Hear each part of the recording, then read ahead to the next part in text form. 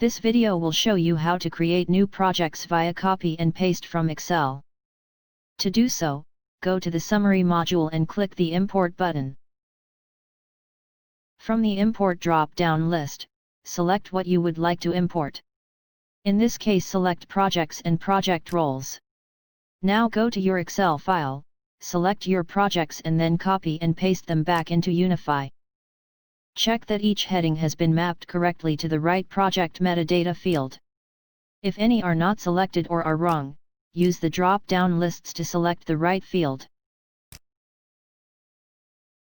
Before importing the projects, it's important to validate them to make sure all the data is correct.